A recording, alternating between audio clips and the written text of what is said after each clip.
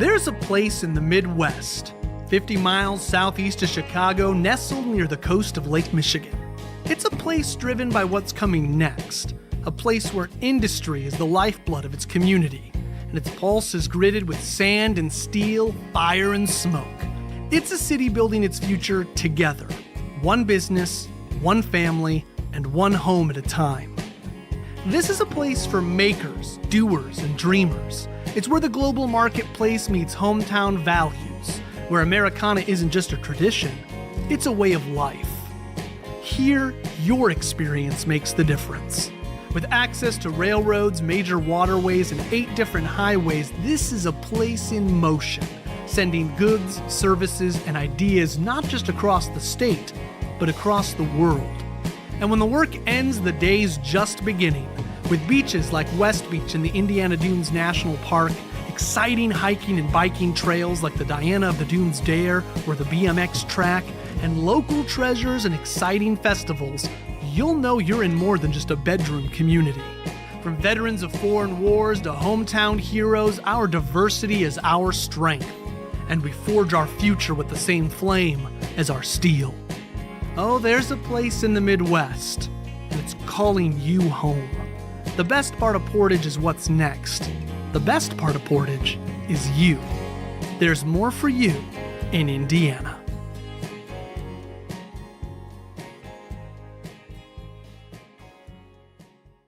There's a place in the Midwest, 50 miles southeast of Chicago, nestled near the coast of Lake Michigan. It's a place driven by what's coming next, a place where industry is the lifeblood of its community, and its pulse is gritted with sand and steel, fire and smoke. It's a city building its future together, one business, one family, and one home at a time. This is a place for makers, doers, and dreamers. It's where the global marketplace meets hometown values, where Americana isn't just a tradition, it's a way of life. Here, your experience makes the difference. With access to railroads, major waterways, and 8 different highways, this is a place in motion, sending goods, services, and ideas not just across the state, but across the world. And when the work ends, the day's just beginning, with beaches like West Beach in the Indiana Dunes National Park, exciting hiking and biking trails like the Diana of the Dunes Dare or the BMX track, and local treasures and exciting festivals, you'll know you're in more than just a bedroom community. From veterans of foreign wars to hometown heroes, our diversity is our strength, and we forge our future with the same flame as our steel. Oh, there's a place in the Midwest, and it's calling you home. The best part of Portage is what's next. The best part of Portage is you. There's more for you in Indiana.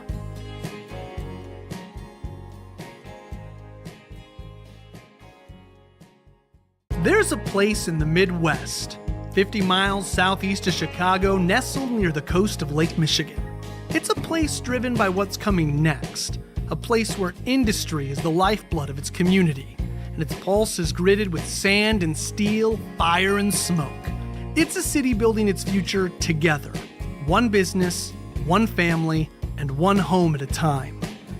This is a place for makers, doers, and dreamers. It's where the global marketplace meets hometown values, where Americana isn't just a tradition, it's a way of life. Here, your experience makes the difference. With access to railroads, major waterways, and 8 different highways, this is a place in motion, sending goods, services, and ideas not just across the state, but across the world. And when the work ends, the day's just beginning, with beaches like West Beach in the Indiana Dunes National Park, exciting hiking and biking trails like the Diana of the Dunes Dare or the BMX track, and local treasures and exciting festivals, you'll know you're in more than just a bedroom community. From veterans of foreign wars to hometown heroes, our diversity is our strength, and we forge our future with the same flame as our steel. Oh, there's a place in the Midwest, and it's calling you home. The best part of Portage is what's next. The best part of Portage is you. There's more for you in Indiana.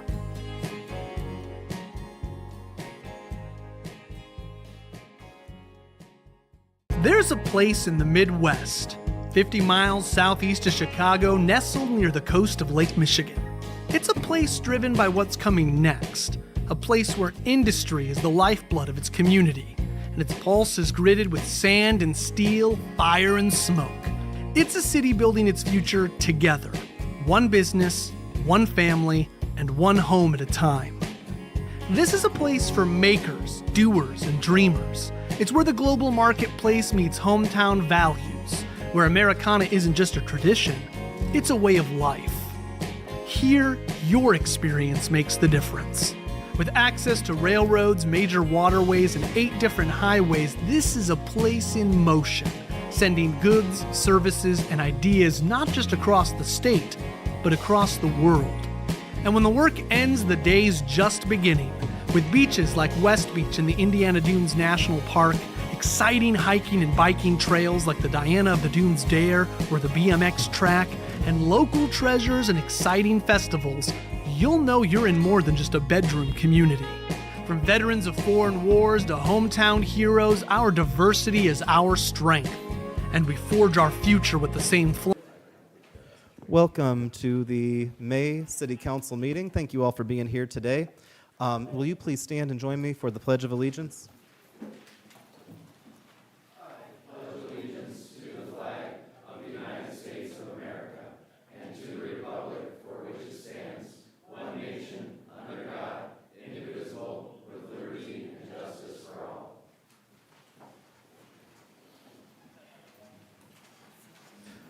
Liz, when you're ready, can we do the roll call? Mayor Bonta, Here. Councilman Alvarez, Here. Councilwoman Weidenbach. Here. Councilwoman Hurst, Councilman Parnell, Here. Councilwoman Vasquez, Here. Councilwoman Ambler, Councilman Zilli. Here. Did everyone have a chance to take a look at the minutes? And was there any corrections or a motion on the minutes? Could you speak up some? Can't hear what you're saying. I have to speak into the microphone. If you can't hear me, I'll do my best. But simply put, I have to just speak into the microphone, and maybe there's a way to get that turned up. But is there a motion on the minutes or a correction on the minutes? I'll make a motion to approve the minutes from last month's meeting. Second. We have a motion and a second. All in favor, please signify by saying aye. Aye. Thank you. When it comes to communications, correspondence, and announcements from the mayor, I'm going to jump into one, and that is a proclamation for International Compost Week. It's on my phone, for better or worse, and then we will get a printed copy for you. I see Carrie in the back. Oh, do you have the paper? That would be wonderful. Thank you. I was told there was no paper, and this is fantastic.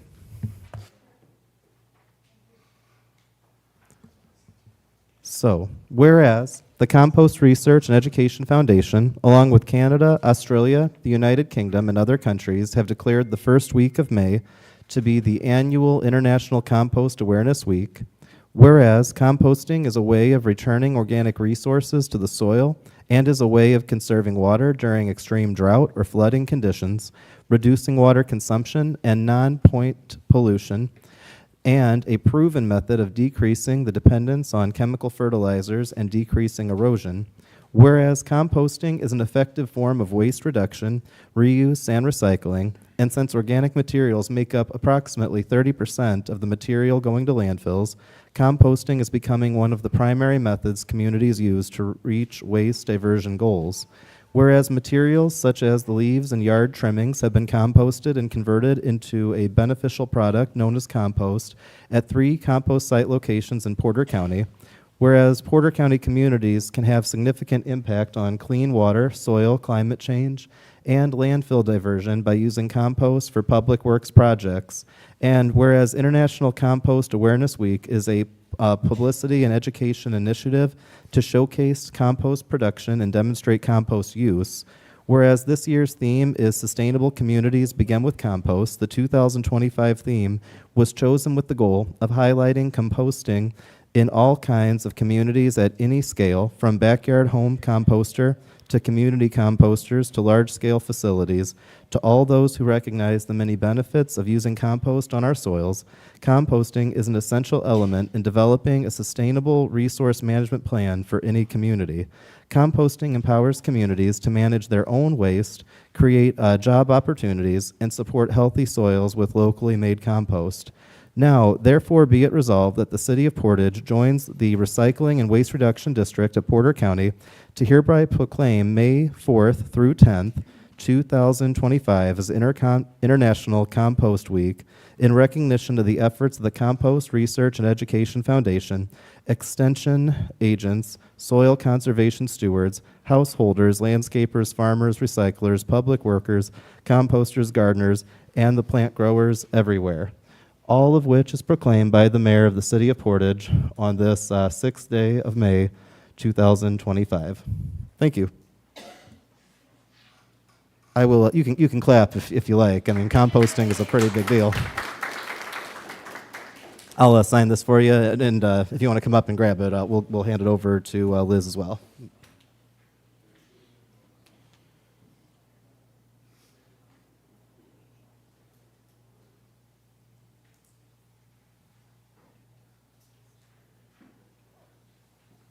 I'm having our City Council President sign it as well. And then I'll pass it over to Liz, and Liz can hand it to you, Carrie, if that's okay. Just a reminder, it's free loading this week, so at the Portage site, anybody who wants compost and mulch can get it loaded.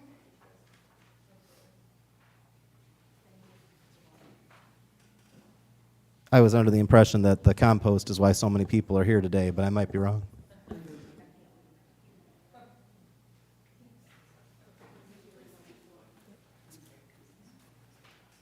That gets us to the clerk treasurer's report. Liz, would you like to go? Okay, as I stated in the April meeting, we have been implementing new standard operating procedures in my office to align with the State Board of Accounts guidelines. We are going to be rolling out new procedures for the claims process, which is pending implementation as we now are meeting with the mayor and the department heads weekly beginning May 9th. These changes will ensure that the checks and balances are being adhered to, as well as making the department heads more able to monitor their budgets and their spending habits. A review of some outdated ordinances has been started, and we have sent a few drafts already to the ordinance committee for their review prior to submitting them to the council. In early April, department heads were sent a spreadsheet and were asked to complete their respective capital assets. To date, only a few of the department heads have completed their inventories. This is necessary for accurately reporting the city's assets, ensuring proper financial reporting, and supporting information decision-making when making strategic plans for new equipment purchases. We are 41% of the way through the year. Therefore, I ask all department heads to review their appropriations to determine if they are aligned with their adopted budget. So if you look at your report and you have less than 59% of your budget left, you might want to look at other avenues inside your budget to try to reduce some of the weekly meetings. We are hopeful this will lead to more understanding of the budget process, the use of funds, and open the door to two-way conversations. Understanding how municipalities' accounting works will help department heads reach their goals while ensuring compliance. We will start having conversations regarding the budget, the city's annual budget outlines, how the city will spend public funds. Department heads, common council, and the mayor set strategic priorities for these funds, while the clerk treasurer's office supports their plans and financial data.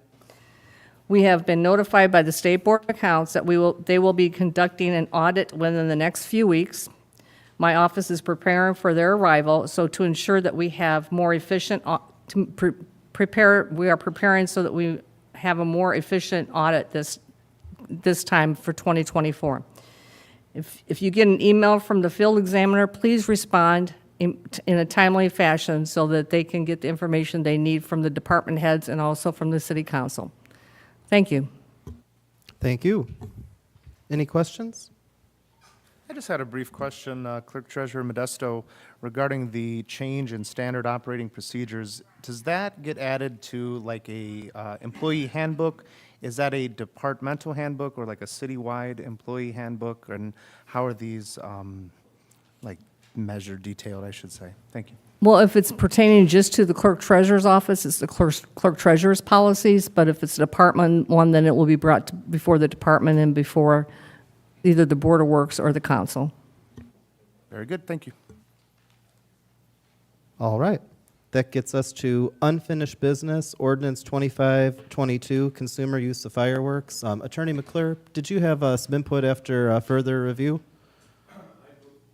I believe the fire chief and Attorney Elwood were working their way through this ordinance at this point. I don't believe that it's been back through the process yet. Okay. On that note, is there a recommendation, I would say, to table it for an upcoming meeting? Yeah, I think a continue to a date certain would Would be you a good guys be idea. comfortable if we continued it maybe to the June council meeting? I know we've got one coming up next week, but I I'll think make it a might be. motion to table until the June council meeting. Second? We have a motion and a second. All in favor, please signify by saying aye. Aye. I believe that passed. We got to get this ideally done by June because we are getting dangerously close to the 4th of July, but I think we'll make it. That gets us to new business. So we had listed for A and B the utility CBA, the police CBA. Unfortunately, the final documents were not sent in until this afternoon. In discussion with a number of council members, I think it's understandable that you guys were looking for some time to read and review the documents. Unless there was further discussion, my hope or recommendation would be to continue this to the meeting next week on Monday, the 12th. I wanted to see, though, too, if I could have maybe our police chief come up and if you want to say a few words. I know you have some officers here to speak on both. I believe that both were well-made contracts, and I'm very proud of the process we all went through. I just think that it's understandable that, given the time we had on the final document, you know. Yeah, I just wanted to come up real quick because so we originally thought it was gonna go today, and we had a large amount of the department that was planning on coming.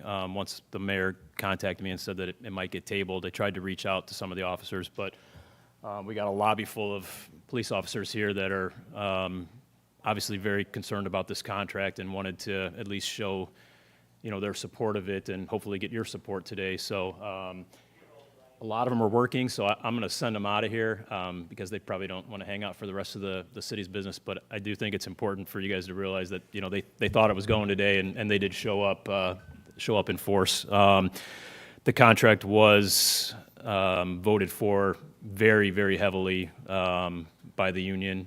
I won't speak for the union, but it was voted on very heavily. And I'll tell you, you know, I've come to these meetings a lot, and I've listened to a lot of the conversations about, you know, wage studies and different things when we've talked about other positions.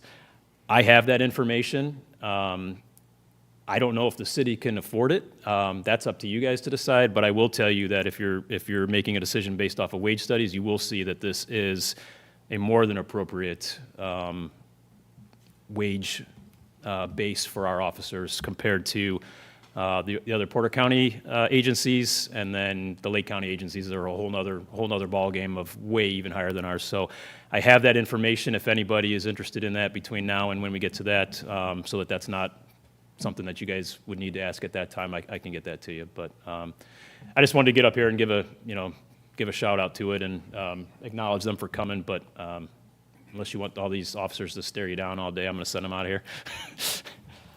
Thank you, Chief. And if I could just say, too, I wouldn't be here fighting for this contract, and I wouldn't have negotiated a contract that I didn't believe could be paid for. At the time that we negotiated it, the state of Indiana had one situation, and as the state adapted, we worked to make sure that we were still able to get this done. I've communicated my plans to city council members, and of course, if you guys want to meet with me anytime between now and ideally Monday, I'm happy to talk and go over things further, but I'm proud of the work that we did. On the utility side, I'm also proud of the work we did there. That contract, from a financial standpoint, is, I don't mean to say easier to explain, but it is a bit more straightforward. We did have, I think, unless it's been handled, Tracy, there was one issue with the final product that was sent in, but we're going to have that cleared up by Thursday ahead of the utility boards voting on it at their meetings. In either case, the natural progression would be next Tuesday at the Board of Works would be the ideal time for the final step.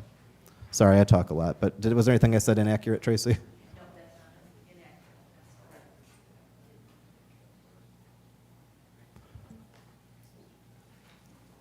So I know I've discussed with you guys having a special meeting next week on Monday, the 12th, being that we wanted to make sure that all council people could be there, and that works for us. Would there be a motion to continue this to that meeting? And did I hear you correctly say that we would have this by Thursday or Friday? So we've received the final draft that was sent to us for both police and for the utilities as of this late afternoon. Lynn's going to send that so it gets put into the Dropbox because the review just got completed. The utility contract will be voted on Thursday by the utility board, and then it'll go to the next meeting if there is a need. I know the legal's reviewing that to be sure. On the police side, we have it, the final, so it'll be sent to you guys, I think either tonight, probably most likely, and then we'll have that time to review it ahead of that next meeting. Liz, will that give you and your office enough time to get a financial impact to the council of the cost impact of each contract? I'll refer that to my chief deputy, Carrie. For the May 12th meeting? We've met already to go over the numbers, so I think having something formal would be, yeah. Thank you. I'll make a motion to table to May 12th. I second. We have a motion and a second. All in favor, please signify by saying aye. Aye. Thank you. That gets to introduction of ordinances. So for A, we have ordinance 2525, an ordinance amending number 2512, the salary ordinance for budget year 2025 to clarify compensation for part-time fire department. So I don't know if you guys had the chance to read, although I hope so. To put it simply, we have a desire to have a part-time position created for the fire department. I'll be just brief as I can. Formally, this position was handled by somebody who was a firefighter, working full-time. With that person now being retired, we'd like to have a structure where we could hire someone to be able to do that part-time. And I'll be as frank as I can. There's a candidate we have in mind, and it's the retired firefighter who we'd be looking to talk to. I don't know if he's going to say yes for sure, but I have a feeling he's going to say yes. This goes up to 35. That's not necessarily the price that'll get worked out, but we wanted to create some ability to negotiate for that position. Does that position still exist in a full-time capacity and now as well as part-time, or does that position now become part-time? Is the fire chief here? I think I know the answer, but I think that the best to have the... Yeah, so previously this was done through overtime, whereas now it would be part-time wages. But to the question of has he been? Oh, I'm so sorry, yes. Yeah, it is not currently a full-time position that we have within the fire department. As the mayor stated, it's historically been done with overtime wages, which, as you can imagine, we have a fleet that needs a lot of work, and that taxes our system quite a bit. With the creation of this part-time position to be able to bring him on and still facilitate those things it would be twofold. It would help with our overtime, but it would also still provide us the ability to have the same type of service that we have currently. So being proper, and thank you, if I could have a city council person read this, maybe Councilman Parnell, would you be comfortable to read this one? Yes, sir. Ordinance number 25-25, an ordinance amending ordinance number 25-12, the salary ordinance for the budget year 2025 for the city of Portage, Porter County, Indiana, to clarify compensation for the part-time fire department personnel. Whereas the Common Council of the City of Portage, Indiana previously adopted ordinance number 25-12, establishing salaries and compensation for appointed employees and officers of the city for the year 2025. And whereas it is necessary to amend said ordinance to clarify and revise the pay rate for part-time personnel in the fire department. Now therefore be it ordained by the Common Council of the City of Portage, Porter County, Indiana as follows. Section 1. Ordinance number 25-12 is hereby amended to add the following language under the section labeled Fire Department Additional Compensation, part-time maintenance up to $35 an hour. Section 2, all other provisions of Ordinance 25-12 is not in conflict with this amendment, shall remain in full force and effect. Section 3, this ordinance shall be in full force and effect from and after its passage by the Common Council, approved by the mayor of such publication as required by law. Make a motion to suspend. Second. We have a motion to suspend and a second. All in favor, please signify by saying aye. Aye. Believe that passed unanimously. Motion to adopt. Second. We have a motion and a second. All in favor, please signify. One question. I'm so sorry. Go ahead. So, Chief, in terms of a budget, the part-time salary line item, what is currently funded out of that? So currently, we have a part-time clerk that is funded out of that. We would have to work with the clerk treasurer's office to transfer overtime budget, some overtime funds to account for the creation of this position. Thank you. You're welcome. I apologize. Other discussion or questions? All in favor, please signify by saying aye. Aye. And I believe that passed. Gets us to ordinance 25-26, an ordinance amending Chapter 90, Article 5, Municipal Code entitled Zoning Map. As you're coming up and getting ready, I wanted to ask our attorney, McClure. I know we've had some questions asked. It's still the legal opinion of the city that this requires 2 readings. Is that correct? That's correct. Okay. I'm not by any means disagreeing with you. I wanted to make sure that I was explaining that correctly.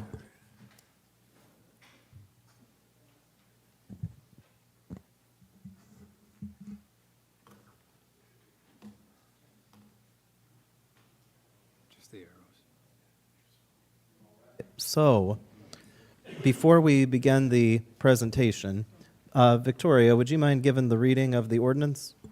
Because you did such a good job with the ladybug last time. Of course. This is read in full, correct? Okay. Yeah, me. Yeah. Wait, what did we read? We did one of these.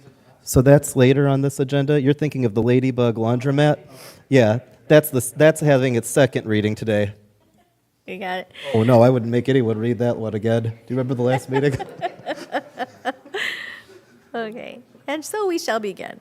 Ordinance number 25-26, an ordinance of the City of Portage, Indiana, amending Chapter 90, Article 5 of the City of Portage Municipal Code entitled Zoning Map. Be it and it hereby is ordained by the Common Council of the City of Portage, Indiana, as follows. Section 1, this ordinance shall amend Chapter 90, Article 5 of the City of Portage Municipal Code and accompanying zoning map in the following manner. The zoning shall be changed from R1, very low density residential, to C2, medium large scale commercial, and M2, multifamily residential. The legal description listed below. Parcel ID number 64-06-30-100-024.000-016, consisting of 84.299 acres. Parcel 1, C2 zoning, 40-plus acres. Part of the west half of the northwest quarter of Section 30, Township 36 North, Range 6, west of the second principal meridian in Porter County, Indiana, more particularly described as follows. Commencing at the northwest corner of the northwest quarter of said Section 30, thence along the west line of said Section 30, south 00 degrees, 22 minutes, 41 seconds east, a distance of 131.41 feet, thence north 89 degrees, 37 minutes, 19 seconds east, a distance of 55.66 feet, a point on the intersection of the east right-of-way line on North 500 West Airport Road and U.S. Highway 6. Thence along the southerly right-of-way line of U.S. Highway 6 for the following 5 courses. Then north 51 degrees, 11 minutes, 32 seconds east, a distance of 86.79 feet. Then north 76 degrees, 24 minutes, 02 seconds east, a distance of 68.06 feet to a non-tangent curve. Thence east along a curve concave to the south with a radius of 65,334.62 feet, an arc length of 268.89 feet, a chord bearing south 89 degrees, 14 minutes, 24 seconds east, and a chord length of 268.89 feet. Then south 89 degrees, 13 minutes, 05 seconds east, a distance of 845.67 feet.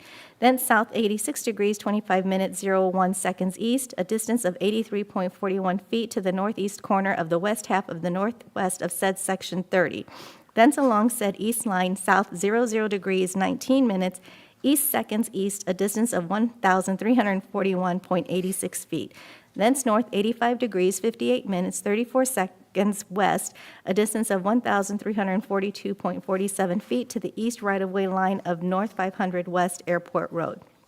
Thence along said east line, north 00 degrees, 00 minutes, 24 seconds east, a distance of 1,197.57 feet to the point of beginning containing 40 acres of land, more or less, in Porter County, Indiana. Parcel 2, M2 zoning, 43 plus or minus acres. Part of the west half of the northwest quarter of Section 30, Township 36 North, Range 6 west of the second principal meridian in Porter County, Indiana. More particularly described as follows: commencing at the northwest corner of the northwest quarter of said Section 30, thence along the west line of said Section 30, south 0 degrees, 22 minutes, 41 seconds east, a distance of 131.41 feet to the south line of the northwest quarter of the northwest quarter of said Section 30, thence along said south line, south 89 degrees, 16 minutes, 43 seconds east, a distance of 47.62 feet, to the east line of the right-of-way of North 500 West Airport Road. Then south 85 degrees, 58 minutes, 34 seconds east, a distance of 1,342.47 feet, to the east line of the west half of the southwest quarter of the northwest quarter of said Section 30. Thence along the east line of the west half of the southwest quarter of the northwest quarter of said Section 30, south 0 degrees, 19 minutes, 18 seconds east, a distance of 1,249.97 feet to the south line of the northwest quarter of said Section 30. Thence along said south line, north 89 degrees, 19 minutes, 30 seconds west, a distance of 1,385.12 feet to the west line of the northwest quarter of said Section 30.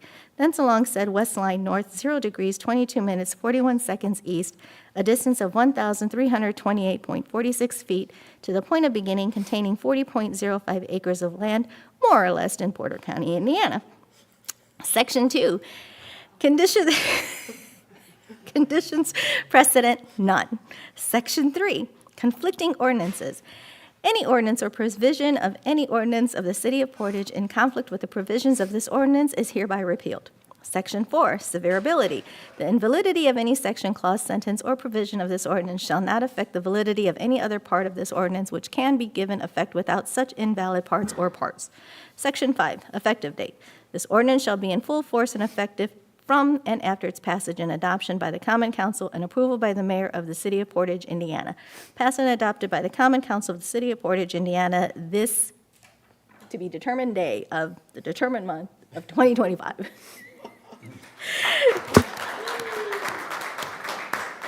Would you mind repeating that, please? And was this read in its entirety? So as always, I buried a suitcase full of money at the location, so if you were keeping track of all those coordinates, you might be able to find it. I should probably add that that is strictly a joke. Do not dig, and Lead, you're not allowed to. That'd be a very neat idea, but thank you so much, Victoria. More than welcome. And thank you for your patience. If you're ready, we are ready to hear. Good evening. My name is Dave Westland. I'm an attorney with law offices in Hammond, Indiana. I'm happy I didn't have to read that ordinance in full. I don't know that I could have done as good a job. I'm here on behalf of Simon CRE. The property at issue, I'm going to try to describe it in more brief terms than was described, but it's at the corner of US Highway 6 and County Road 500 West. It consists of about 84 acres. What you have before you tonight is an ordinance that would change the map from R1 to different zoning classifications. It's received a favorable recommendation from your Plan Commission. The north 40-ish acres would be zoned to C2 if the ordinance is adopted, and then the south 40-ish acres would be rezoned to M2. Just a little bit about Simon CRE. They're a full-service commercial real estate development and acquisition company. They're based out of Scottsdale. They've been in business for about 15 years. They've done almost 300 projects, over $1 billion of total value has been done in 23 states over the 14-plus years. This slide just represents some of their clients, national retailers that they deal with and have dealt with in those projects. And I'm sure you'd all notice the names there. This slide is sort of just a big overview of the area. The site is shown there with the red box, and then some of the other retailers that are around this particular site are also shown. This slide closes you in a little bit on the site at issue. The site plan itself for the northern 40 acres, it's about 330,000 square feet of commercial development. As I said, the Plan Commission gave this a favorable recommendation. It's my understanding there weren't any remonstrances at the Plan Commission at the public hearing. The center has direct access from US Highway 6, $75 to $100 million in investments, and when you include both the commercial and the light multifamily.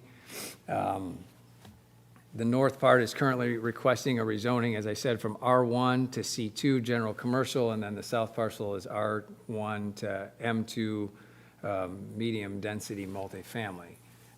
They haven't chosen a real estate or a residential developer for the south parcel yet, but they have been in talks with a couple, some of which are pretty familiar around Portage.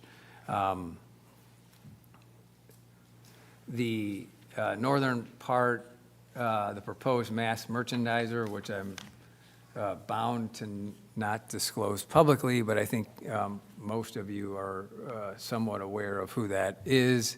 It's a major national retailer that I think is an asset to the community. I think importantly, when you consider a rezoning request, and this is not in the slides, but when you consider a rezoning request, one of the things you have to look to is how does the new zoning comport with your master plan, and I think, or your comprehensive plan, and I think this particular corner, the commercial development is clearly in line with your comprehensive plan. And if you look at the development that you have going to the south, a medium density multifamily for the southern parcel also fits your comprehensive plan. With that, I would take any questions, and as long as you don't ask me to read that legal description. A brief question, Mr. Westland. I noticed on the first page, the pins dropped, at the various developments all across the country. And I noticed, maybe 2 or 3-ish that are in the regional area of the Illinois, Indiana. Do you by any chance know the names of those developments or where they're located, just so we have an example of what their quality of, work might look like? I apologize. I do not. I do not. That's fine. Thank you. I can get that information for you. Thank you, Mr. Cherry.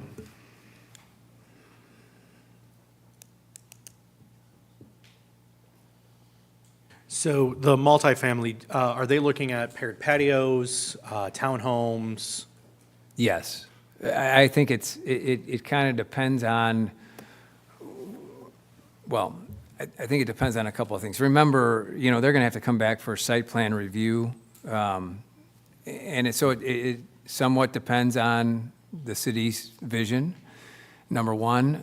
Number two, it depends on which one of the developers they decide to go with. And if it's one that you're familiar with, it could be anything from a more single-family style to a more townhome looking style as well. So I don't think there's been a determination, but I know the developer is looking forward to working with the city and potential builders to to get something that everybody's happy with. I mean, ultimately, your property to the south is going to support your property to the north, so we certainly want, a high value, high investment in that property to the south.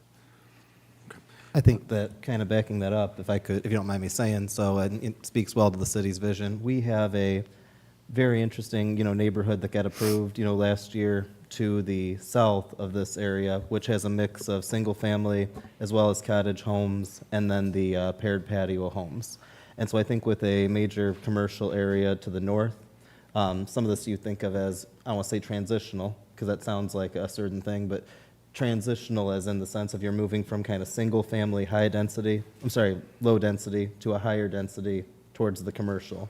But as noted, it needs to match our city standards and be of good quality, And I'm not a city planner, but the mayor is exactly right. All land planners, and I'll let Tom talk to you about this, you want to move from the more intense to the less intense, right? So you've got the commercial, which is on the major thoroughfare, certainly something less intense, and then going down even to something less intense after that.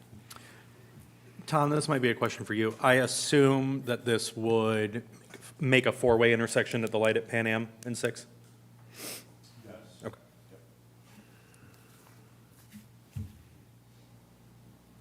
Just one more. The city, we haven't had a major retail development in quite a while. Actually, I don't know that we've had one since we, in the stormwater side, Tracy and Dan switched to the impervious surface calculation, right? For how we calculate stormwater fees. So in terms of a development plan, have you all thought about how to capture stormwater as opposed to putting it into our system? Because the more impervious surface, the higher the stormwater fee is going to be. That was part of the reason we did this, was to entice developers to make their developments more pervious. Have you all thought about that? Are you asking me, or are you asking your staff? Yeah. If you're not in a position, I could ask with Tracy and Dan, has that come up in any review so far? Are we not at that stage yet? We're not at that stage yet. We're at site plan, or we're at sketch plan stage. So Engineering is being worked on right now. certainly city standards will apply when we get to that part of the DRC. Well, sure. I mean, from a city standards, we have our standards. You can put in a paved parking lot. I'm just trying to think through. Developments are going to pay more for a paved parking lot if they're not capturing their stormwater or putting impervious parking lots. So They certainly understand that, and they certainly understand, when you're looking at a development of this size, right, and the type of investment we're talking about, there's certainly going to have to be a significant investment in capturing the stormwater, right? And I don't know that they're at a phase yet where they can tell you this is the plan of how we're going to do it, because I don't know that, other than the sketch, they don't have it laid out, and that's why site plan approval is going to be so important. just one final question. Are we anticipating that there will be a tax abatement request with this development? I have not seen that request yet. I'm not going to sit here and tell you no, because I've not seen it. I know there's been some initial discussion about a development agreement. That can take numerous different forms. And quite frankly, originally, that's what they hired me to talk about with them, right? And it wasn't to come to the council on the zone map, because they told me they had that under control. But in any event, so I don't want to say no, but whatever, obviously the city council will have complete discretion on any development agreement that is crafted.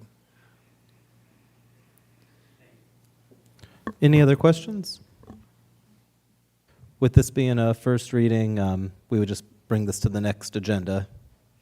So unless there's anything else you want to say, I want to say thank you very much. And I know that it is not always the case that we do a presentation here at a city council meeting.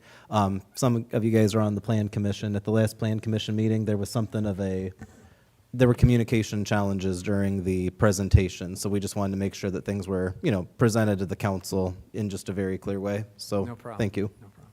You're welcome. I said they could have me do it, but apparently I'm considered biased, so. All right, well, thank you so much. Thank you. That gets us to the second reading of ordinances, which is A 2523, an ordinance amending Chapter 90, Article 5 of the City of Portage Municipal Code, entitled Zoning Map for Ladybug Laundromat. Is there anyone here, Tom, to speak on that? You guys are welcome to come up, but Attorney McClure, I don't believe this has to be, does this have to be literally read again? Because I think that Victoria might,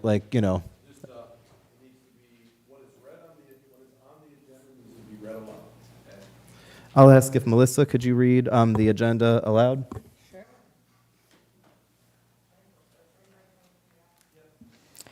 Second reading of ordinance 25-23, an ordinance amending Chapter 90, Article 5 of the City of Portage Municipal Code entitled Zoning Map for Ladybug Laundromat. All right. And with you guys here, was there anything? Oh, you've got something. Oh, and look at that. There's a ladybug. Okay. Good evening. I'm Adam McAlpine. I'm with McAlpine Consulting, 398 East, 400 North in Valparaiso. Yeah, Logan Wietrich. I'm the owner of Ladybug Laundry. I'll give you your time is very valuable, so we're gonna keep it short and sweet. I tend to overtalk. Ladybug Laundry, our vision is just to take an ordinary chore and turn it into an exceptional experience. We don't quite have the portfolio that the gentleman before us had, but we've got. Not yet. Yeah, we'll see. But we've got 12 locations, brick and mortar locations in Northwest Indiana, 7 counties, and we employ about 44 full-time jobs, and we love what we do. We're kind of laundry nerds, so I've had my eye on Portage for years and finally found something that's going to work for us, and we're excited to come to this community. And if you have any questions, I'll answer those, but I'll stop there. And so we're here tonight. It's kind of the beginning stages of going through the process of developing this site. One of the first steps is to rezone the property for this use.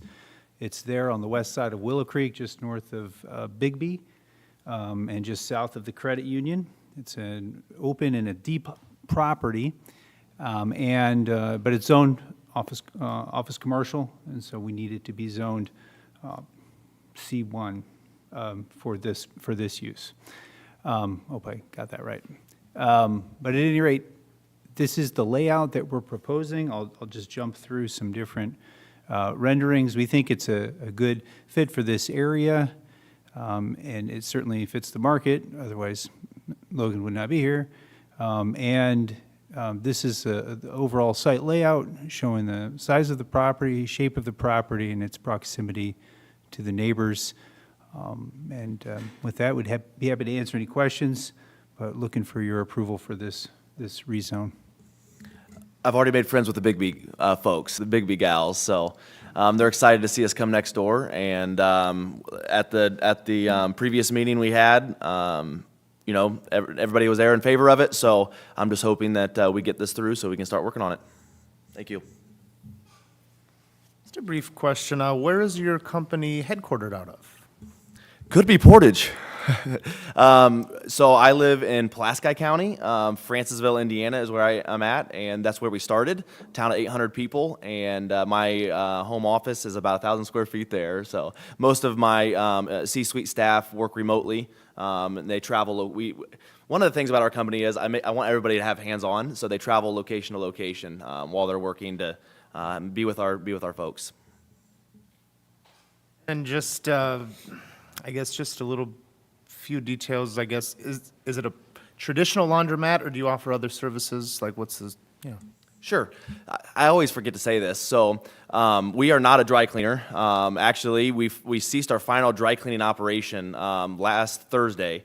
We've been slowly phasing that out of it. We used to be Ladybug Cleaners, so if you ever see Ladybug Cleaners, that was us as well. We've rebranded to Ladybug Laundry. We're still working on that rebrand process. We are a full-service laundry, so we will offer not just the self-service side, but we offer drop-off services as well, both on the residential side and the commercial side. We don't do any pickup and delivery, but you can bring your things here. We work with commercial clients as well.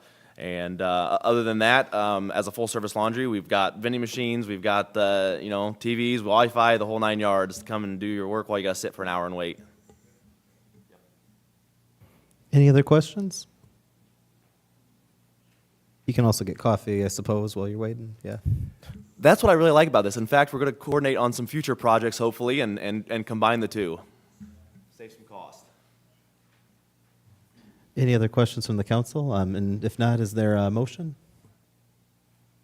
I'll make a motion to adopt. Second. We have a motion and a second. All in favor, please signify by saying aye. Aye. Believe that was unanimous. So congratulations. Thank you. Appreciate it. Hey, one last thing.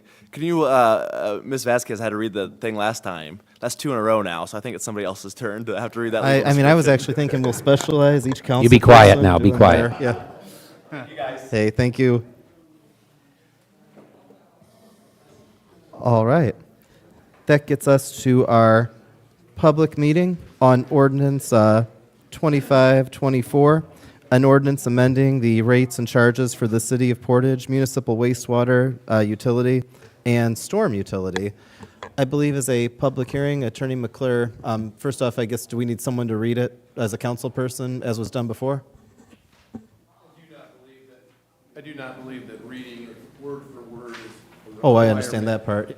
I do, at this one, I would suggest that beyond reading what's on the agenda, that we point out at the appropriate stage, the Exhibit A numbers, I think, would be the appropriate portion to read aloud. Let's see. Councilman Alvarez, would you be comfortable reading the Exhibit A portion? Absolutely, Mr. Mayor. Ordinance number 2524, an ordinance amending rates and charges for the City of Portage Municipal Wastewater Utility and Stormwater Utility. Let the record show that this ordinance has been read in its entirety. Oh. Well, that's even better. These printed saves that we keep having at this meeting have been delightful. Thank you, All Liz. digital, baby.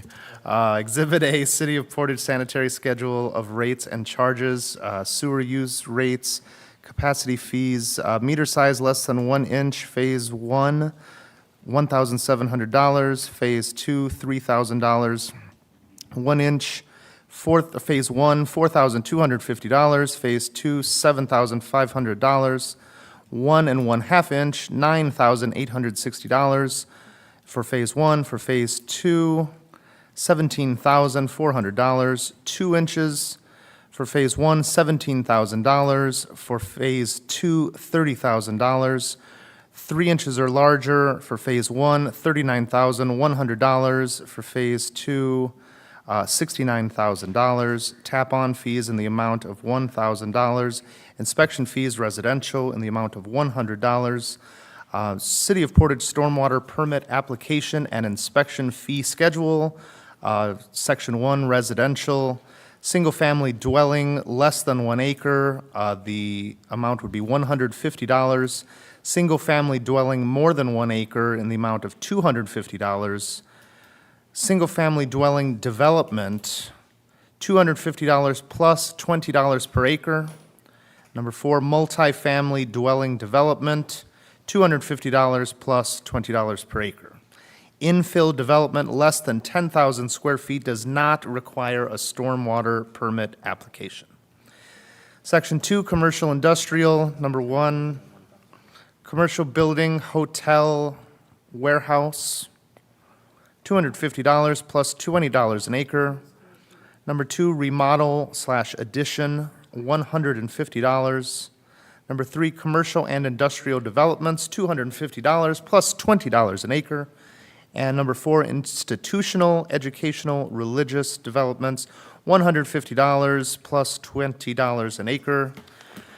Section 3, erosion and sediment control inspection fees. All erosion and sediment control inspections which may include but are not limited to an initial inspection, routine inspection, complaint inspections, and termination inspections, will require a fee above and beyond the application fees. The additional fee will be 100% of the cost of the review by the outsourced inspector. Inspections completed by the City of Portage employees will be billed at a cost of $200 per inspection. Each inspection will be accompanied by a complete inspection form and pictures. These fees shall be paid to the office of the City of Portage Utility Department and shall be paid in full before the onset of service by the City of Portage Utility Department. And Section 4, engineering, or excuse me, is that section? Yeah, Section 4. Engineering review fees. All engineering projects will require a review fee above and beyond the application fees. The additional fee will be 100% of the cost of the review by the outsourced engineer. This fee shall be paid to the office of the City of Portage Utility Department and shall be paid in full before the onset of service by the City of Portage Utility Department. Let the record show that Exhibit A has been read in its entirety. Thank you.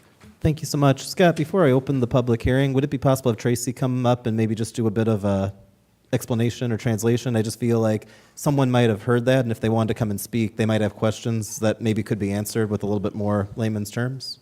Yes, and I also think you have one council person's question. Quick question. Okay. Section 1 residential, it says infill development less than, and it has 10,000 square feet. Is that 10,000 or 1,000? I just want to make sure we have the correct number. It's supposed to be 10, so it's missing a 0. Tracy, would you mind coming up to just present briefly? Well, or as long as you need. You're great at that. Dan is good too, but I said you're good too, Dan. I just meant to say that I'm going to have her come up and speak. Good evening. So basically, you remember last year we came asking for residential increases in the sanitary.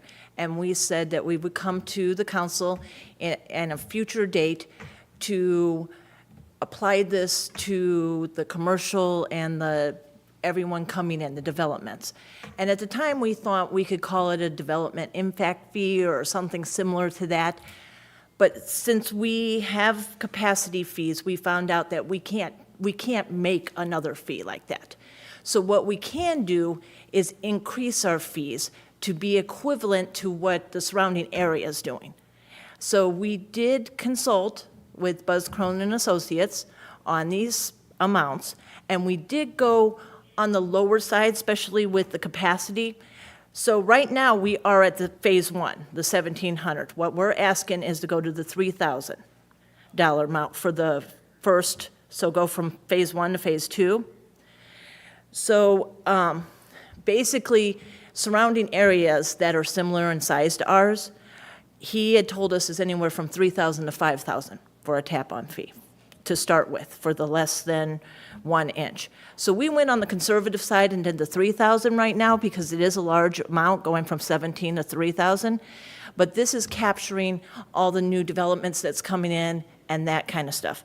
So the rest of it is an increase. So like our tap-on fee, it was $500. We're increasing it to $1,000. It has not been increased in, I don't know how many years. It's forever. Same thing, inspection fees were $50.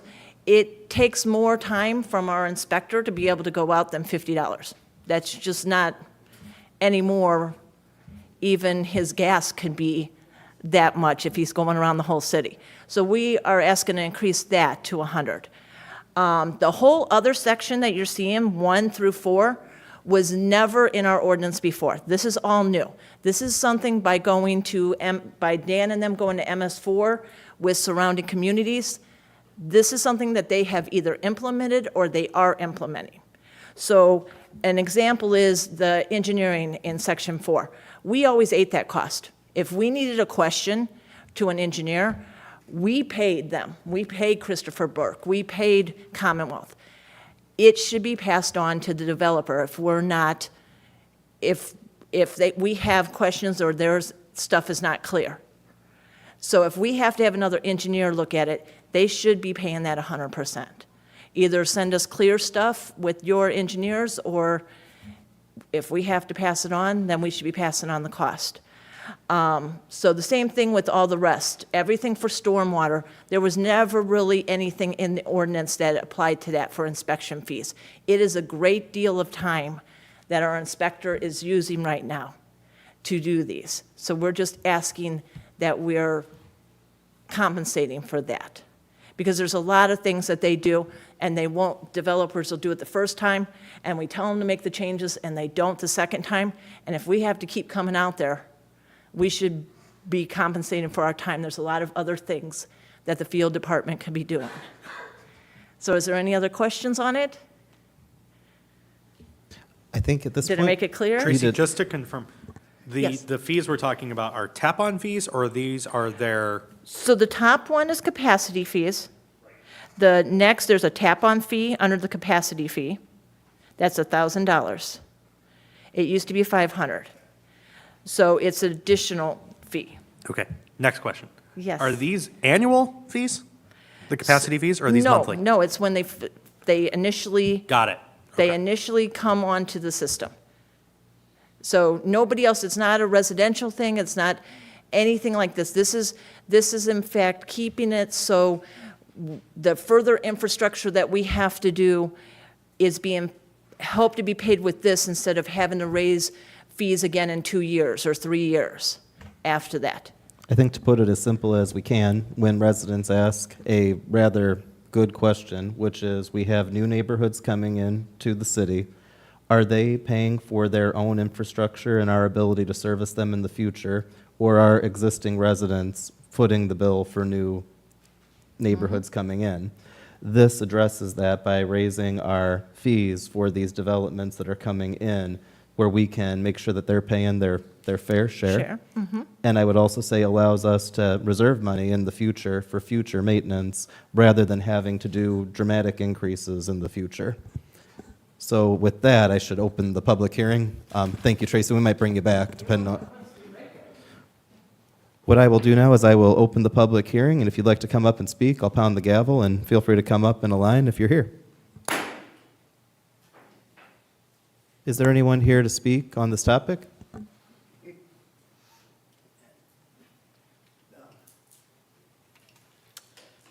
I have had enough of Portage. The neighborhood I live in is Oakview, up of Airport Road, and the people in that neighborhood are so fed up with everything being raised but our income. I am on a fixed income. My taxes go up so high, I'm paying an extra $100 a month. Sewer bills goes up. Everything's going up, and Portage is allowing all of these builders, right, to take all this land and build what they want to, right, and we're eating it. And we're tired of it. We are tired of the fact that,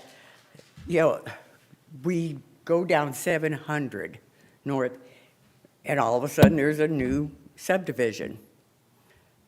That lawyer was talking about a new subdivision. When's it going to stop? Because if it doesn't stop, we, the public, are going to be the ones eating it. Not the city council, right? It's the public.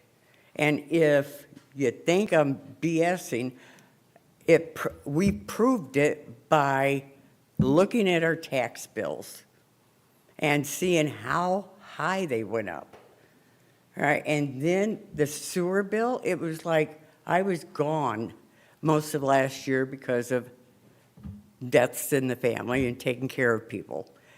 And I didn't know that it had gone up to $87 or whatever it is. And all of a sudden I get this bill because I'm still paying all the, whatever it used to be. And I get all this bill, and it's like, what the heck is going on here? All right, and I came here, and the woman I talked to said, this is what's going on. This is what's happening in Portage. Every time they need money, they're going to come after you. Right? And that is what's happening. All right? We need a new road. Why? Because we're allowing all the builders that want to come into Portage to come in and do whatever they want. So let's build a road, but we're not going to make them pay for it. We're going to make the citizens that already live here pay for it. All right, and we can't take it anymore because the neighborhood I live in, it's mostly people my age now. You know, the younger kids are coming in, but they can afford it. I don't know how, but when you're on a fixed income, and what really bugs me, my husband died last year. We really thought we had saved enough money for our retirement. And it's like, thank God he did die, because he would have died just from a heart attack, seeing all of these things go up, and to see that we're not going to be able to enjoy a retirement time together because we're having to pay so much more for taxes. Yeah, it's just so, frustrating to us. That's just like NIPSCO got their raise on their electric bill, gas bill. This year, my bill was, the highest one was $200. Why? Because my thermostat never went over 60 degrees. And my house was never inspected when it was built, so none of the vents put out the air it should. Nothing is the way it should be to keep the house warm. All right, so I am walking around in 3 layers of clothing, right? All these socks, and then laying in bed covered up just to try to save enough money to buy food. And I don't have charge cards, all right? So it's not, my money is not going to charge cards. It's going to doctor bills, right? And taxes. And we would like to know, our neighborhood would like to know, when's it going to stop? When do we get to retire and enjoy our life? We are just at our wits' end. And the thing is that there's a couple that they're in their 50s, right? Their kids are gone and all, and he works at the airport repairing airplanes, making real good money. But he said between his water, his sewer, his taxes, he said, I can't keep doing this. And parents help their children. He's helping his, right? And so we want to do that for our kids, right? And I don't know how our schools are going to, as a matter of fact, has anybody been to Portage High School lately? Those kids are crammed in there. And the teachers don't even know who the kids are because there's so many. The bus drivers have to make 3 runs, right, to get all these kids. And if we keep going, what's going to happen? Where are these kids going to go? So I'll be happy to get into some of that. I've taken some notes on what you've said, but I'm going to ask if somebody else would like to come up and speak. But thank you very much for speaking, and certainly. But nobody's well, answered a thing. We're in a public hearing. So where do I? So when I go back to my neighborhood, right, and the people show up at my house, what am I going to tell them? So what I'm going Nothing's going to happen. What I'm going to ask is that we have a public hearing. So with respect to you and all your concerns, we're going to come to them. I've made notes. I'm sure some of the council people have as well. But we have to allow other people to come up And to the I podium. understand that. I And really so- do. So I'm going But to ask. I and I would- have the right to know You when definitely- it's going to stop You- and what I can tell them. You definitely do. And so what I'll ask is if you allow for the podium to come up for someone else, if no one else is going to come up to speak to the podium, I'll close the public hearing, and I'll be able to give you a response, and the other council people can too if they'd like. But we have to allow everyone the opportunity to come to the podium. And if we go back and forth here, at this time, we We're could not be... going back and Oh, forth. You no, guys I'm- haven't said anything. I know, I'm explaining. If you would allow the podium to be open for anyone else who wants to speak, after everyone has spoken, I'll close the public hearing, and we can give an answer. That's fine. Thank you. Yeah. I will come to that. Is there anyone else here to speak on this? Oh, please come up. That's what I was saying, is that we want to make sure everyone has the ability to come up to speak. I'm going to take the notes, we close the public hearing, and then I'll address some of the concerns brought up or direct them to someone who can address them. I know that lady spoke a lot about what's happening with our utility taxes in Portage. I've been living here in Portage probably longer than a lot of you people sitting right here. I've been out here since 1990, when Willow Creek was 2-lane highway and Route 6 was 2 lanes.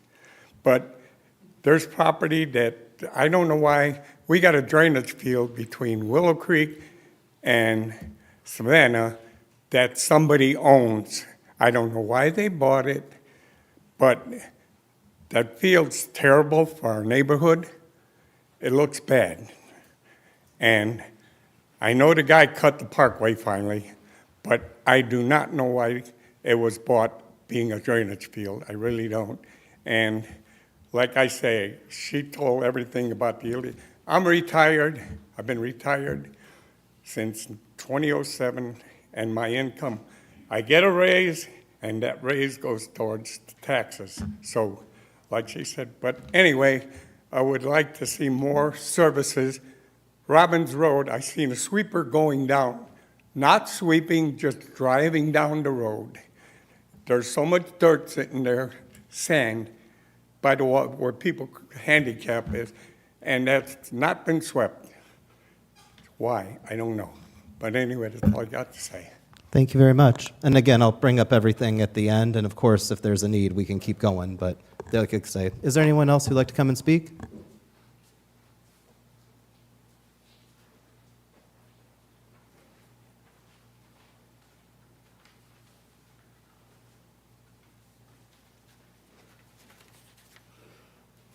Good evening, my name's Brian Newman.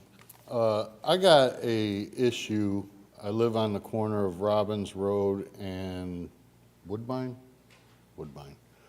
The stop sign there, 50% of the people don't stop. So to be clear, this is a public hearing about this specific thing?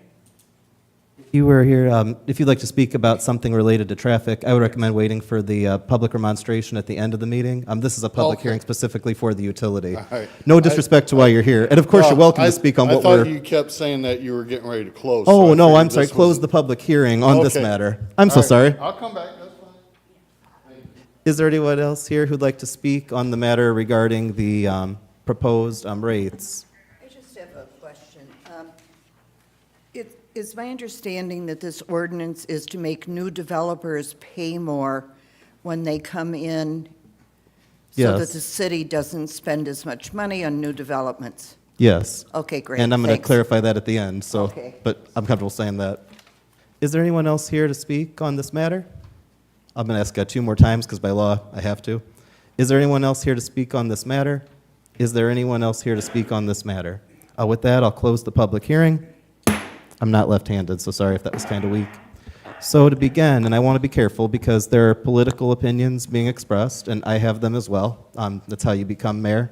We have different council people who've been on the council for different amounts of time, and I won't get into some of the nuances, but all we'll say is this. As the city of Portage has grown over the last 40 years, the city has struggled with keeping up with the maintenance needs of our utilities. It's not just homes that were built last year or the year before that. It includes homes like the homes that were built in the late 90s, the early 2000s. Every time the city grows, there is a need to maintain and make sure our utilities keep up. The challenge with the city of Portage of Indiana is the fact that for a long time, for different reasons, the city maintained very low rates at a rate where we could not keep up with the infrastructure improvements and maintenance that was needed for our sewer system. So what that led to is we reached a point where we were at $36.50 for a sewer bill, and I believe the average sewer bill in Indiana was over $70. You can look right next door at South Haven where it's $71 a month. Now the 87 is actually a combination of a sewer bill, a stormwater bill, and a trash bill. And I say that for clarification because sometimes there are people who think it's all sewer or think it's all trash, and that can get a bit confusing.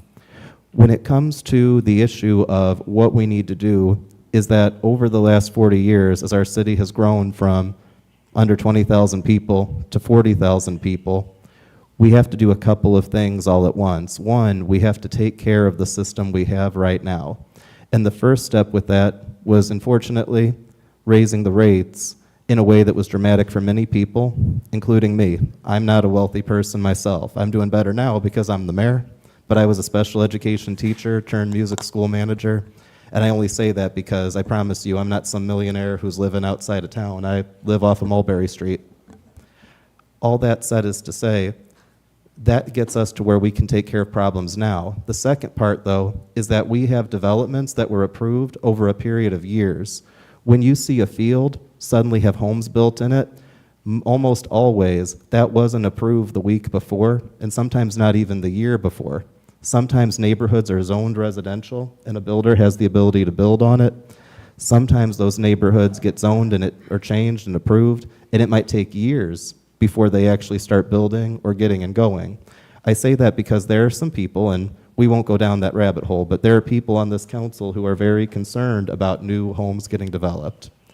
At the same time, as a city, we do have to have commercial development, some industrial development, and we do need to have some growth in our residential to be able to keep commercial and industrial development coming here. It's tough, it's a tough harmony to have, but we are trying to get to it.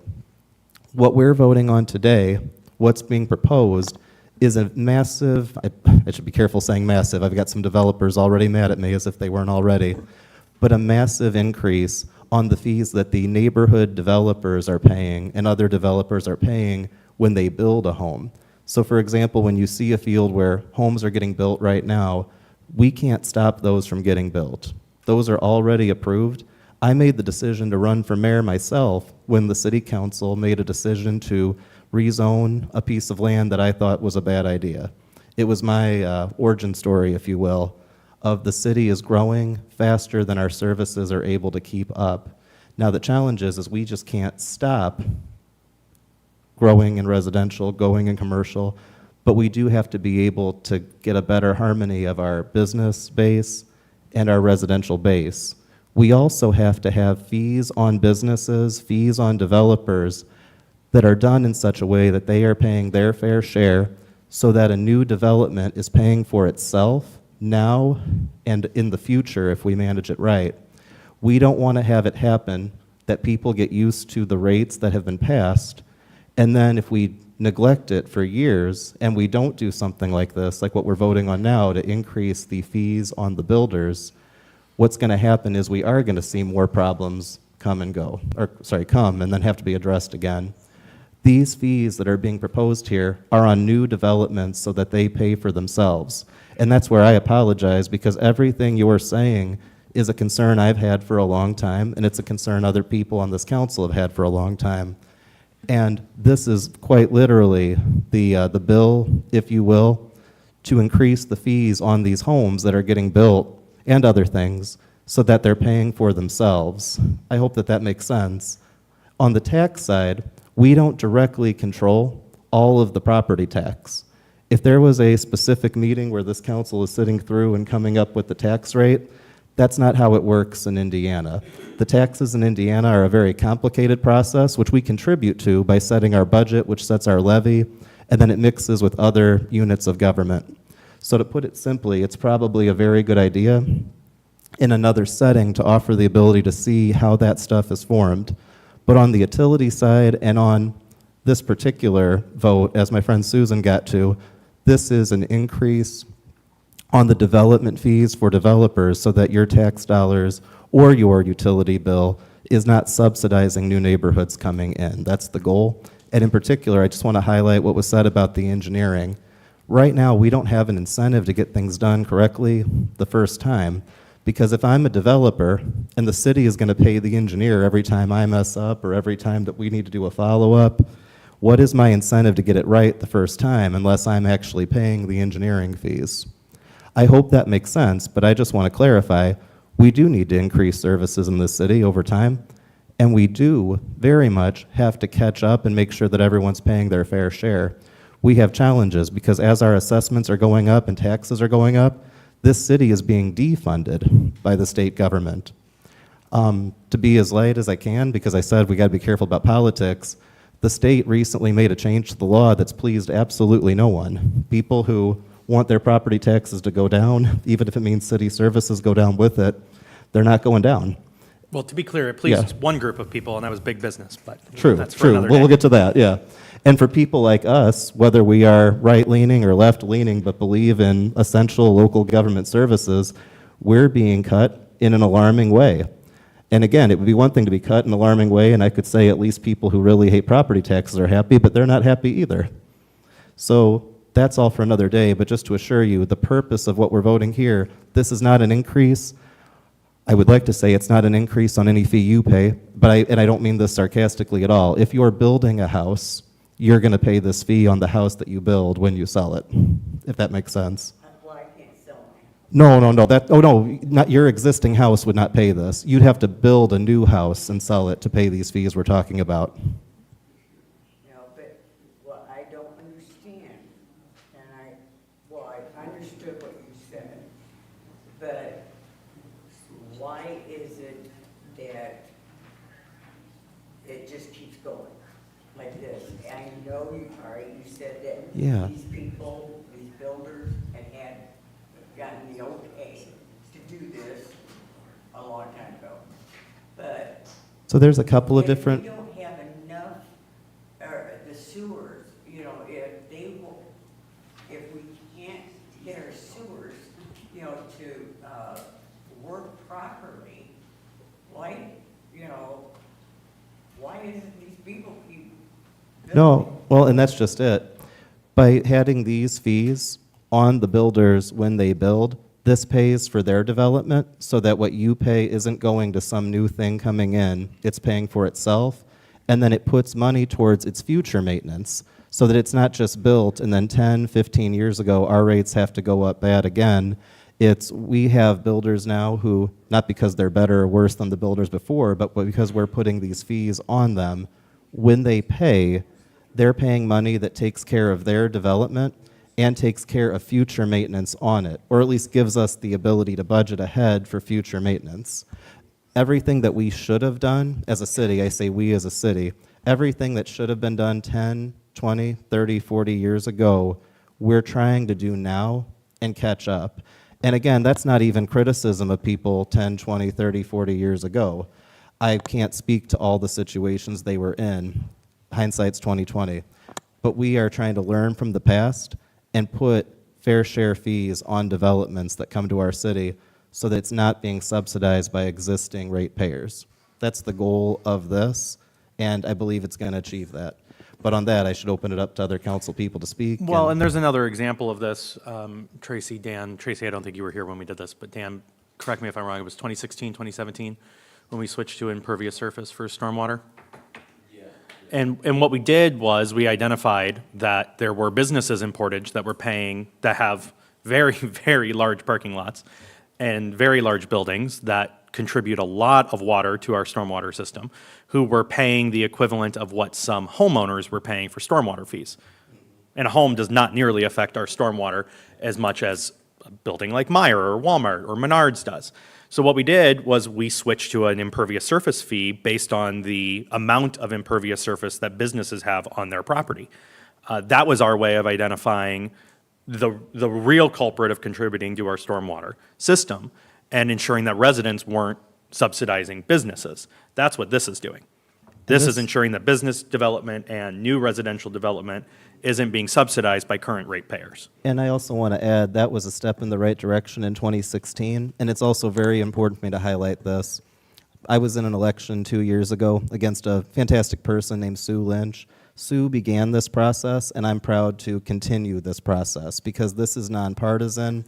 This is simply about making sure that development pays its fair share, and that, as Colin said it, and we just want to reiterate, existing users should not be paying for new users. Correct. And we should be bringing in enough money for new users to take care of what we're going to need to do maintenance on them or their areas they impact in the future. And Tracy, what's the amount of work?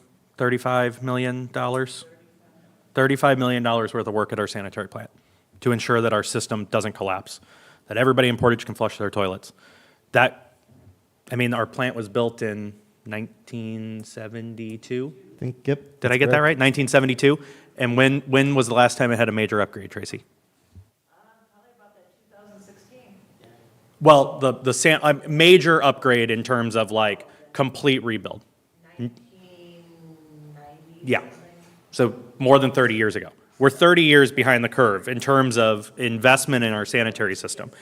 And part of the sanitary increase was we have to pay for these $35 million worth of improvements. The system wasn't going to be able to keep up even if we stopped growing. My point on this is cities that stop growing inevitably decline. There are countless examples in Northwest Indiana of cities that stopped growth and declined.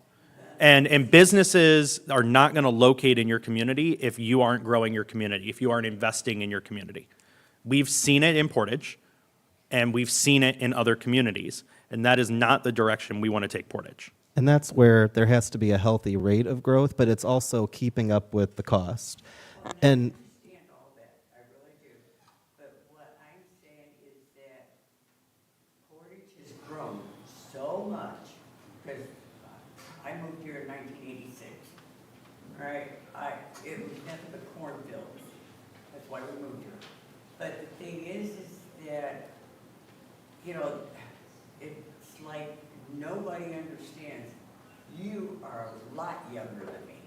I don't know about that. I look a lot younger than I actually am, but Well, I know you're a lot younger than me, and that's the thing, is that senior citizens, right, we've worked, we've put our money aside to try and have a nice retirement, but we do know we're gonna have to pay our taxes, right? We have,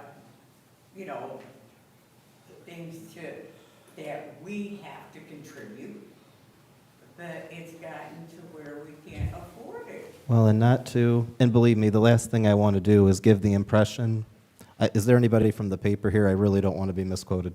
But the last thing there's always someone watching. The last thing I want to give the impression is that we're strictly relying on being a more affordable place than other places, but it is to say, when you compare the cost of trash, or when you compare the cost, not always so much stormwater fees, but certainly when you compare the cost of trash in other communities, whether it's a public utility or private, or the cost of sewer, whether it's public or private, we are still always prioritizing being the most affordable as we can. This council had the ability to go much higher than we could have, and quite frankly, there were consultants who really recommended we, quote, bite the bullet and go higher. But one of the biggest things about Portage is we prioritize, one, being safe, and two, being affordable. And I understand that the increase that happened last year was dramatic in context of what it was and what it became, but unfortunately, that was if you know the expression, kicking a can down the road. No one was, in my opinion, doing it like in a nefarious way, but the can got kicked down the road when it came to the cost of making sure that A, our utility and our sewer system continued to work, and B, that we were not at the risk of one day being forced to go private, which would have really big impacts on us if that ever had to happen. having a public utility is important to me because we can always be responsive to the community and keep the cost low. Unfortunately, we had to go much higher than it was, but the goal now is to not have to go high again, and that's where we're putting in these fees so that new developments pay for themselves. I'm not saying that the rate will never go up again, but by a percentage increase, the goal is to not have to have that happen.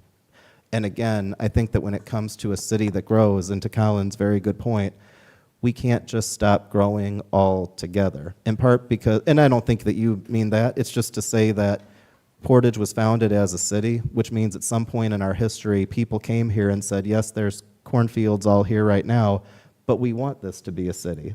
There are areas that are meant to be rural, and they're planned to be rural, and we see them not too far outside of here, but when you create a city limit, there is an expectation that there's going to be municipal development and municipal growth, and what that does is it preserves the agricultural areas so that there isn't sprawl everywhere.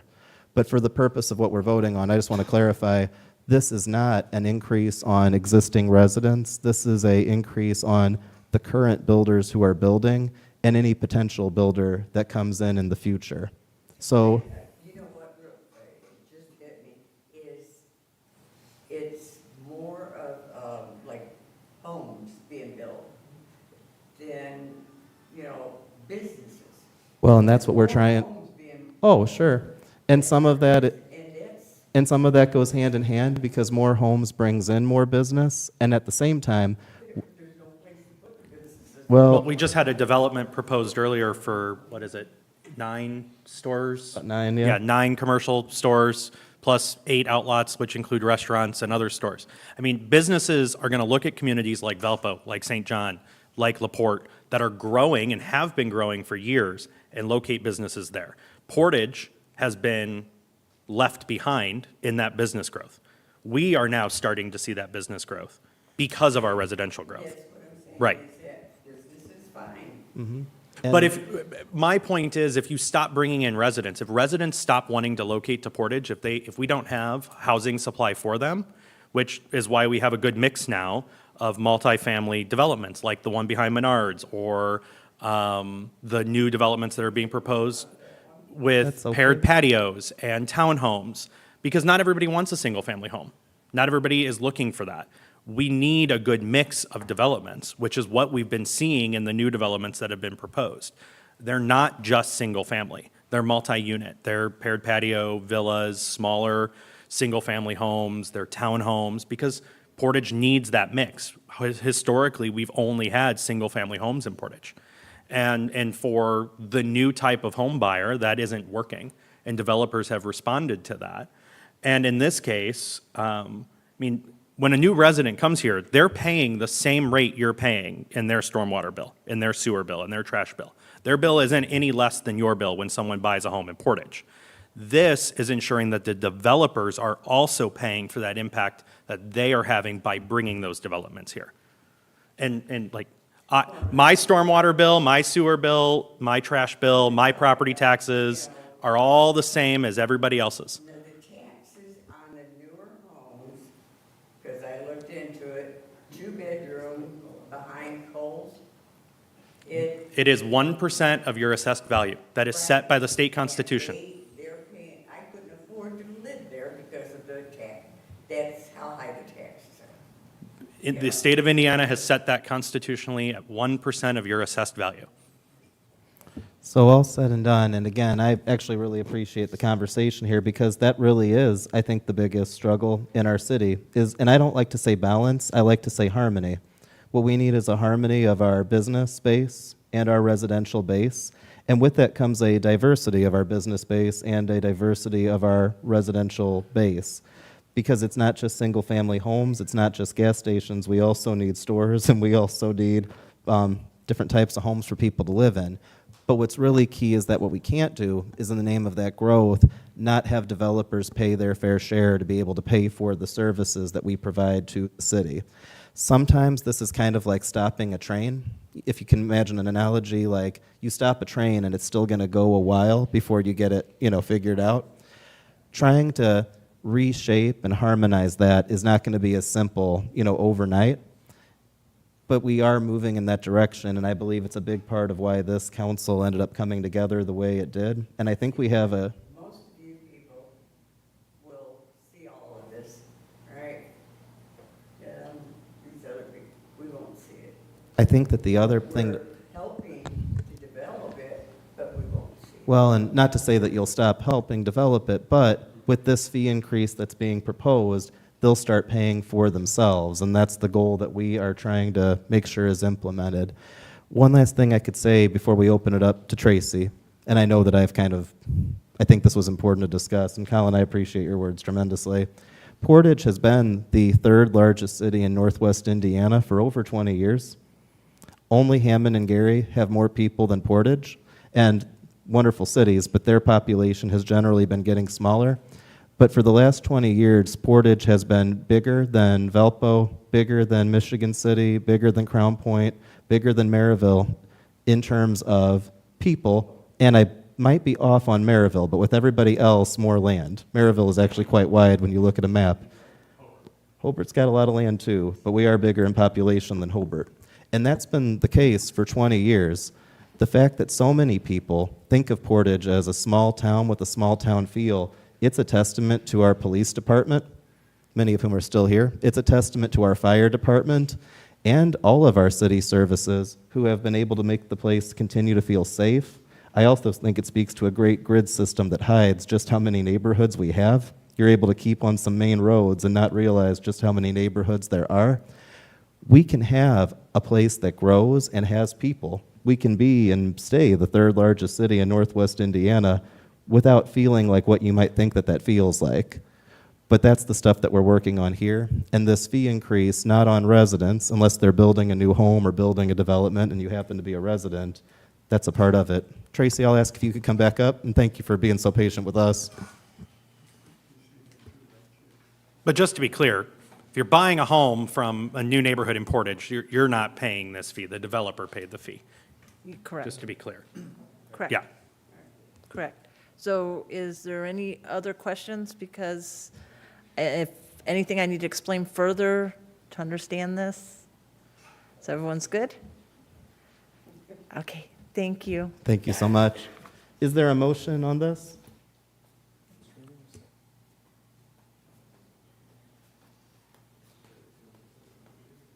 This is the second reading. Oh, this was, yeah. I'll make a motion to adopt.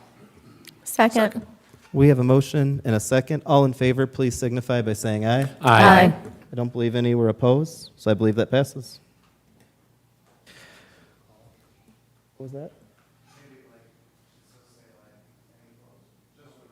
Any opposed? Oh, none opposed? Heard Victoria, I didn't hear anyone else, so sorry. All right. Given the time, if there's any, yeah, I was going to say, if you guys are good? Yeah? Cool. I know if Crail came up to speak, you'd feel the need to come up to speak, so I'm glad he signed off. Were there any reports from standing committees?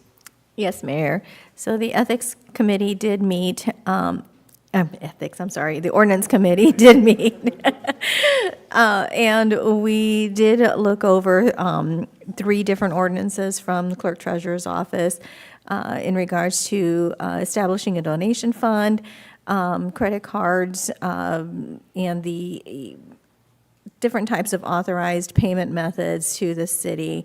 The Ordinance Committee did make a motion to move forward favorably to present those to the Common Council on our next agenda.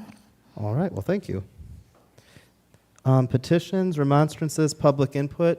Is the gentleman who was still here was talking about the stop sign? Oh, hey, come on.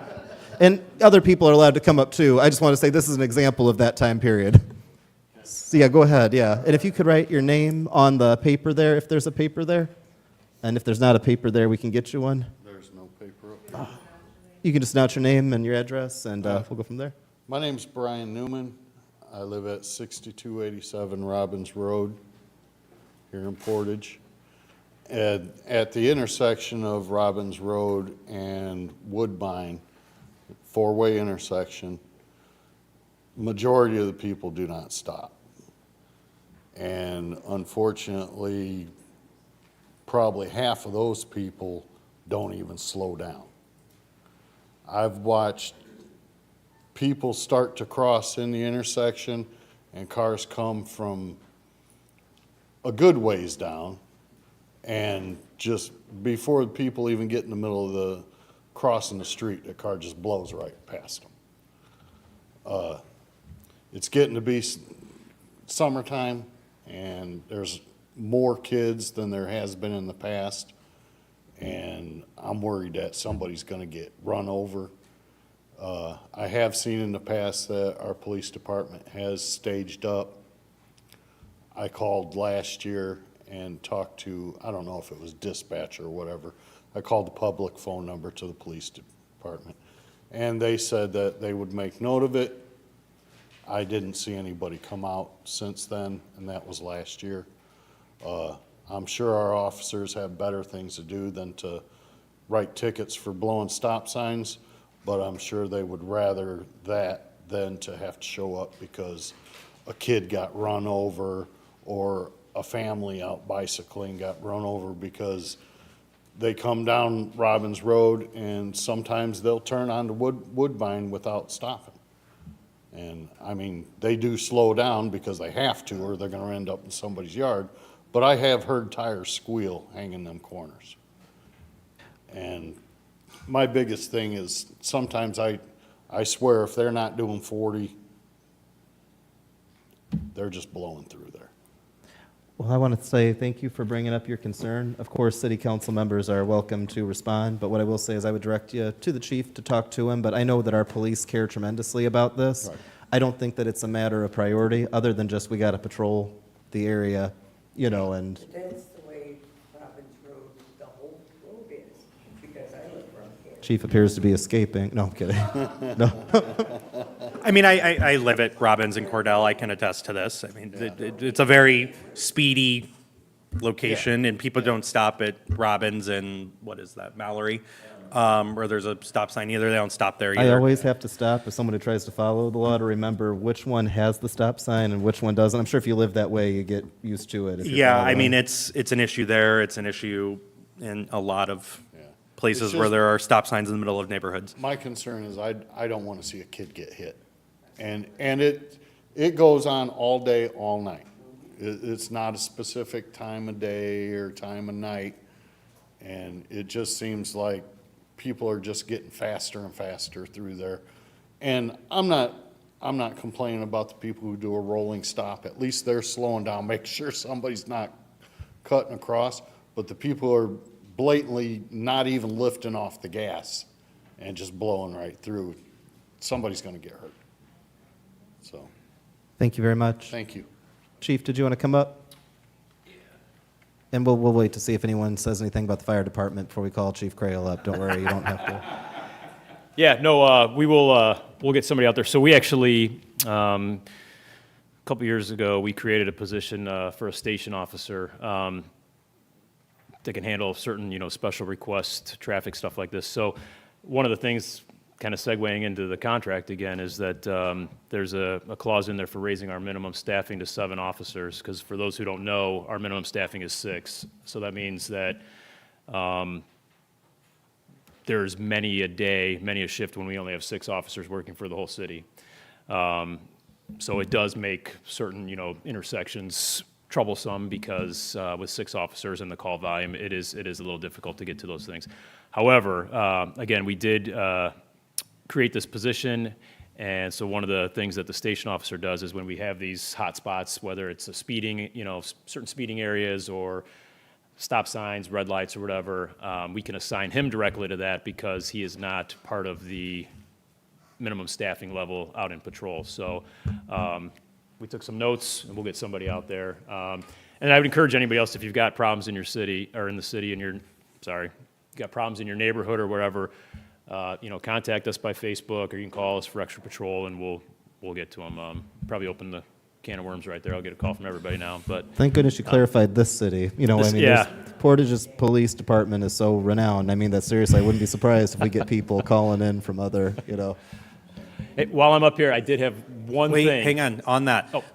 Do you, I should know this. Is the speed limit on Robbins 35 or 25? Is 25. it 25? Thank you. Oh, well, Tracy would know. She lives on Robbins. Yeah. Dan lives right there. That was part of that big change years ago when. So, Do we put okay. up the, like, digital speed limit signs anywhere anymore? Have we done those it's been a while since we've put one of those up. No, I mean, the permanent ones. They're like the small box solar powered ones. Have we put any of those up or We don't looked have into any. those? Traffic Commission looked into it a couple years ago. The cost is pretty crazy for that, and I think it was deemed that there just wasn't a budget for that. Yeah, I just wonder, there's grants for everything these days. I wonder if there's a Safe Kids grant or something that we could look into to potentially get some of those up around the city. Or, I don't know if you want red flashing lights on the stop signs, but those exist elsewhere, but then you'll see red flashing lights every night, so. Yeah, I mean, hopefully we can get out there and then make people notice that we're out there, and then sometimes it'll take care of it for a little while, and then you got to call again because we'll move to another area, and then they'll start doing it again. But we'll absolutely get out there. I So was going to say that at the very least, we could take the stop sign down on Robbins so the crossway wouldn't know that. that's a whole nother group. That's a whole other group you got to talk I fear to. that would actually make the problem worse. Yeah. That was put there because it's a bus stop, and I don't see that because It would inevitably make the problem worse. People would just go faster. We don't decide where the stop signs go just for.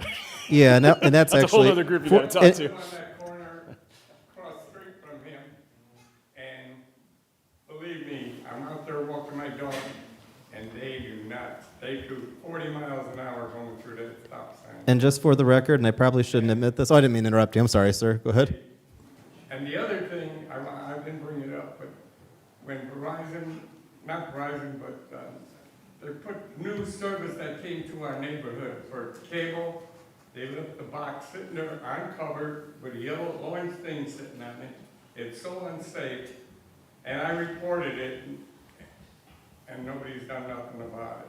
I'll send the- Be down on the ground. I'll send the chief over to you next, but or talk to me after the meeting. I will say, I thought when I ran for mayor, I did not realize how little power I had to just insert a stop sign wherever I wanted one. I did not actually, I knew a lot about city government, at least I thought I did. The power of the traffic commission and all that goes in before you do stuff and what the state requires you to do, I very much would prefer in my own personal way that I could just stick a stop sign where I want them, but unfortunately, it's not as simple as that.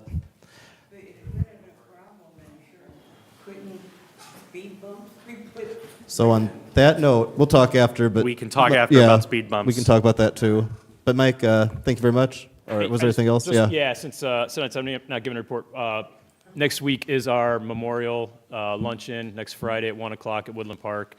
We used to do a very formal service. The last couple of years, we've changed it to more of a luncheon. We've invited the public to come spend the afternoon with us.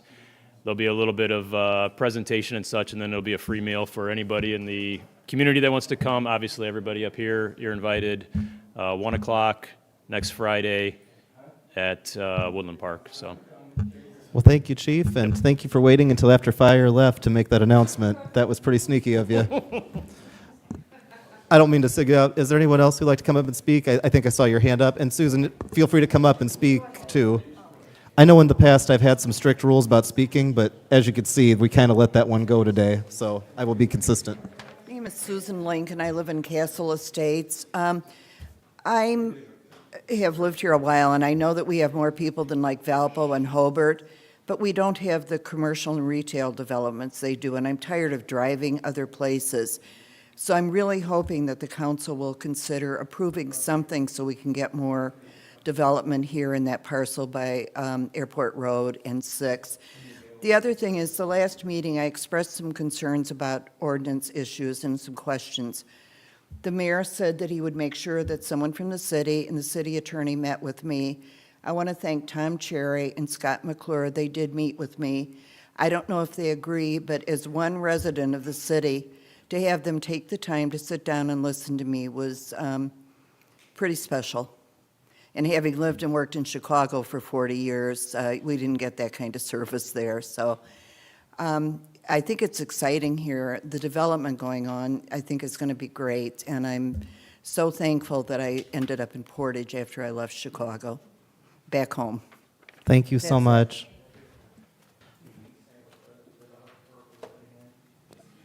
I think he can't, but I mean, you can, I mean, I said it on Facebook and, so you could probably say it. It's on the sketch plan. It does have a name. I think that might have been his attorney caution, which, well, anyway. It's a target, for those of you wondering. There you go. Hi, my name is Joe Gritch. I live at 6960 Gaylord Avenue. Mr. Mayor, last December, Rob Bainline, one of our neighbors, and myself met with you about what appears to be a city road that's not maintained or plowed or anything like that, and we haven't heard anything back, and I'm just wondering what the status might or could be. I apologize for that. That was something we That's started okay. looking at, and I don't mean to say that we didn't forget, because there are times where I drive my parents' house, and I know that we got to figure out how to come up with some resolution for Gaylord. If you don't mind staying just a little bit, if you talk to me and Tom Cherry, that's the same Tom Cherry that Susan was talking about. I know you met him too. We can make a plan to follow up with you if that's okay. Yes. Thank you so much, and thank you for your patience. I'm sorry. Is there anyone else here who'd like to speak? The fire chief is back if you wanted to come. No, we're still good? Okay. Would have been kind of fun if you announced the police memorial, but all said and done, that how excited you were for it or something. But anyway, hearing no other remonstration, is there any other matters not already considered before the council? Attorney McClure, was there anything that you wanted to? I was going to report, but Ms. Link has already done so. That Mr. Cherry and I were able to meet with Ms. Link and go over her concerns over a recent ordinance, and Tom and I are working through that now after that meeting, and that's what I was going to report, but she beat me to it. Well, thank you so much. Any other matters to bring before the council, or is there a motion to adjourn? Briefly, yeah, I know, blame me. I was recently contacted by a constituent, and they had a concern about the parking situation to use the trail on Hamstrom. I believe it's called, Iron Head or something like that. Iron Horse. Iron Horse, yeah. Come on, man. Right. You grew up in Landmark Acres like Clearly, I did. I don't You gotta know exercise as sorry. much as I should, but they were concerned about the parking situation. And so I believe the parking, right. Are they allowed to use street department? There's apparently some danger trying to get there from their vehicle, and it was brought to my attention. I just wanted to bring it to the city's attention and just leave it at that for now. It's an interesting, that's a new one for me. I don't mean to say it like that, but just. Liz might remember this. We talked, this was probably 8-9 years ago, about putting a parking lot at the corner of Portage Avenue and Chrisman, because the trail now extends there, and making that the trailhead entrance. And I don't know where that ended up, but we did talk about putting a small parking lot there on Portage Avenue. So there's actually two things. I don't want to get ahead of myself, but I don't think I'm revealing, too much here. There's a very interesting idea, and if you ask me how long it'll take to do and how we're going to pay for it, well, that's why I wasn't going to bring it up until right now, because as you guys know, in municipal government, some stuff, there's a very interesting idea to continue that trail, so it doesn't just stop at Portage Avenue, but might actually go up Old Chrisman Road. And then, again, there's so much that's got to be figured out, but potentially take the trail all the way along the railroad track in a safe way to make its way towards Woodland Park. I love this idea in the long term, but it's one of those things where, you asked me right, if I were to tell you it was going to happen this summer, you'd have so many good questions of how's it being paid for and who's, all that. This is more like the concepts of the plan right now. There's also been some proposals, thank you for laughing. There's also been some proposals to use that land over at Chrisman that have not been completely realized because there were some other issues that came up. If you're pushing for it, and you're at large, so it's your whole district, no matter what. I'd be happy to see what we can do over there. If you were seriously asking me to take a look at what we might be able to do at that Chrisman site, I usually would have told people just drive over to Imagination Glen, but not everybody has the ability to, Right. go, you might want to start from a different route. And that's definitely something we can discuss, but just in the short term, I guess these people would just like to know where they can park and not get hit by cars in the meantime, so. Darren, I don't believe we can use the street department right now. I think from a safety perspective, that wouldn't work. Accidents with other vehicles, employees' vehicles, residential, everything. And you got the towing company there as well, so there's a lot of in and out traffic. I would think right now, if we're just talking about using the trail, Imagination Glen's parking lot, which Imagination Glen connects to that trail, is probably the place to start if you're taking a car that way. Of course, if you live nearby and you're walking or riding your bike that way, well, then you can come from any direction. But if you don't mind the trek, Imagination Glen is the spot with some free parking right now.